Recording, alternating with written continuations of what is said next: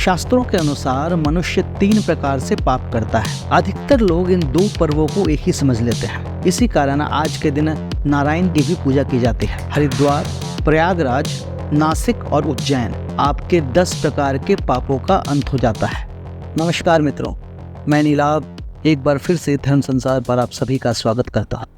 आज गंगा दशहरा का पवित्र पर्व है, तो सर्वप्रथम तो आप सभी को गंगा दशहरा की हार्दिक शुभकामनाएं। पिछले महीने ही गंगा सप्तमी का पर्व था और उस पर हमने एक वीडियो भी बनाया था, जिसका लिंक हम डिस्क्रिप्शन में दे रहे हैं।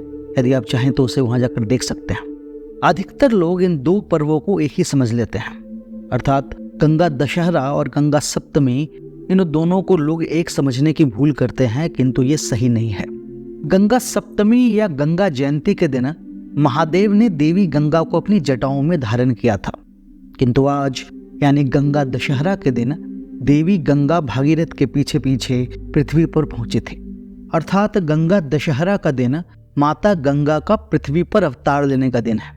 इसीलिए ये 2 पर्व भी अलग अलग हैं और इनका महत्व भी अलग अलग है। तो आइए गंगा दशहरा के महत्व को समझते हैं। जैसा कि मैंने पहले बताया, इसका सबसे बड़ा महत्व यही है कि आज ही के दिन माँ गंगा भागीरथ के पीछे पीछे धरती पर पहुंची थी।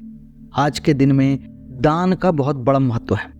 गंगा दशहरा के दिन दिए गए दान का पुण्य अन्य दिनों के दिए गए दान के पुण्य से सहस्त्रों गुना अधिक माना जाता है।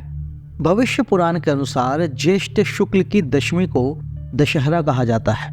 कहते हैं कि इस दिन गंगा स्नान करने पर आपके 10 प्रकार के पापों का अंत हो जाता है। इसी कारण इस पर्व का नाम गंगा दशहरा पड़ा है। शास्त्रों के अनुसार मनुष्य 3 प्रकार से पाप करता है। उसमें से पहला है कायिक अर्थात शरीर द्वारा, दूसरा है मानसिक अर्थात मन के द्वारा, और तीसरा है वाचिक अर्थात वाणी के द्वारा।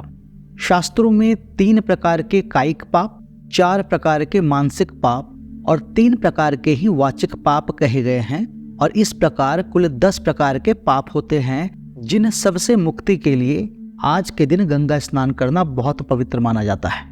वैसे तो गंगा स्नान का महत्व कभी भी बहुत ही अधिक है, किंतु गंगा दशहरा के दिन स्नान करने से कई गुना अधिक फल मिलता है। इस वर्ष यानी 2024 में मलमास, जिसे अधिक मास भी कहते हैं, वो चल रहा है, जो 3 वर्षों में एक बार आता है। इसी कारण इस वर्ष गंगा स्नान का अपना अलग ही महत्व है।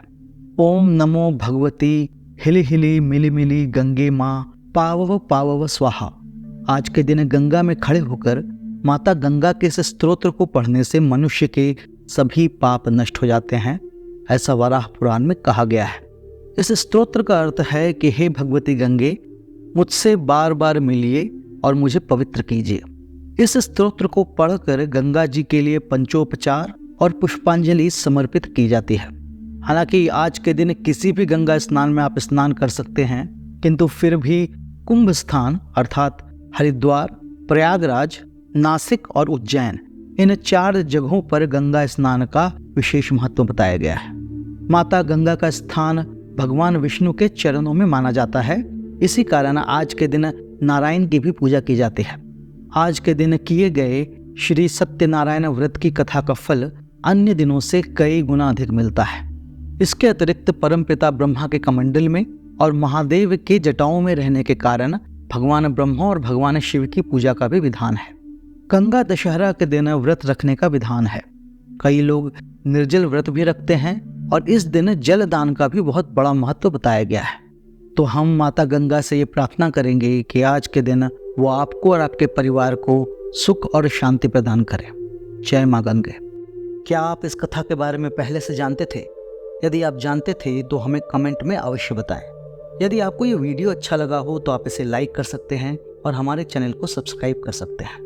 इस विषय में एक लेख हमने पहले ही धर्मसंसार.com पर प्रकाशित कर रखा है, जिसका लिंक हम डिस्क्रिप्शन में दे रहे हैं। यदि आपकी इच्छा हो तो आप उसे वहां जाकर पढ़ सकते हैं। यदि धर्म संसार के वीडियो आपको ज्ञानवर्धक लगते हों तो आप इसे अपने मित्रजनों और अपने परिवारजनों के साथ साझा कर सकते हैं। हम शीघ्र ही एक नई और रोचक वीडियो लेकर आपके सामने प्रस्तुत होंगे। तब तक के लिए विदा चाहता हूँ। ओम नमः शिवाय।